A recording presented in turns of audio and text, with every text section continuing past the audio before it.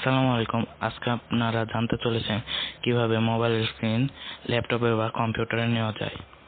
প্রথমে ল্যাপটপ থেকে যে কোনো একটি ব্রাউজারে চলে যাবেন, তারপরে সেখানে যে সার্চ করবেন লেটস ভিউ। তারপরে প্রথম অ্যাপ্লিকেশনটি ওপেন করে ডাউনলোড করে নেবেন। তারপরে ফোনের প্লে স্টোরে চলে যাবেন, সেখানে যে সার্চ দেবেন লেটস ভিউ। তারপর অ্যাপ্লিকেশনটি ইনস্টল করে নেবেন। ইনস্টল করা হয়ে গেলে ওপেন করে নেবেন। তারপর এগ্রি দিবেন। তারপর ল্যাপটপের লেটস ভিউটি ওপেন করে নেবেন। তারপর ফোন থেকে স্ক্যানারটি অন করে নেবেন। তারপর পারমিশন দিয়ে দিবেন। তারপর পারমিশন দেওয়া হয়ে গেলে ল্যাপটপের কিউআর কোডটি স্ক্যান করে নেবেন। তাহলে আপনাদের ফোনের সাথে ল্যাপটপটি কানেক্ট হয়ে যাবে।